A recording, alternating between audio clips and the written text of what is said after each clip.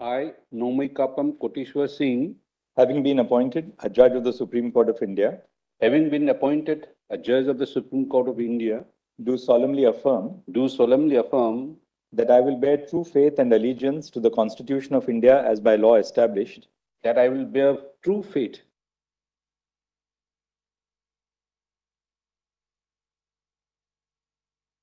of India, that I will uphold the sovereignty and integrity of India, that I will do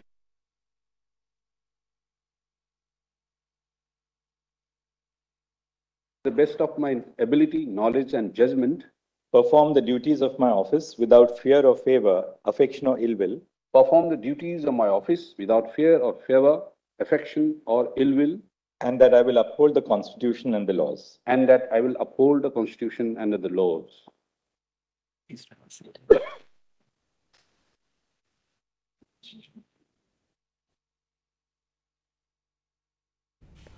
உச்சநீதிமன்ற நீதிபதிகளாக R Mahadevan, Koteshwor Singh ஆகியோர் பதவியேற்றனர்.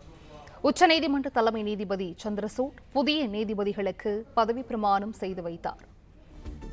கூடுதல் விவரங்களை செய்தியாளர் ஆனந்த் வழங்க கேட்கலாம். ஆனந்த், வணக்கம். இது குறித்தான விவரங்கள். வணக்கம். உச்சநீதிமன்ற நீதிபதிகளாக ஆர் மகாதேவன் உட்பட இருவர் இன்று பதவியேற்றுக் கொண்டனர். அவருக்கு உச்சநீதிமன்ற தலைமை நீதிபதி சந்திரசூட் பதவி பிரமாணம் செய்து வைத்தார். உச்சநீதிமன்றத்தில்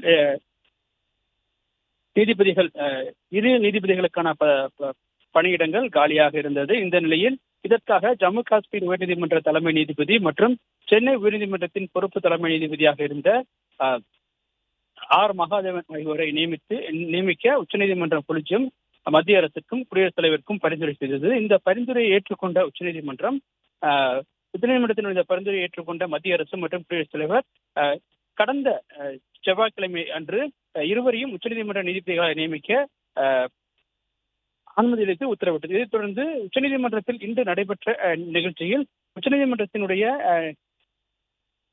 நீதிபதிகளாக ஆர் மகாதேவன் மற்றும் ஜம்மு காஷ்மீர் உயர்நீதிமன்ற நீதிபதியாக இருந்த கோட்டேஸ்வர் சிங் ஆகியோர் இன்று நீதிபதிகளாக பதவியேற்றுக் கொண்டனர். இவர்களுக்கு உச்சநீதிமன்ற தலைமை நீதிபதி சந்திரசூட் பதவியேற்பு உறுதிமொழி செய்து வைத்தார்.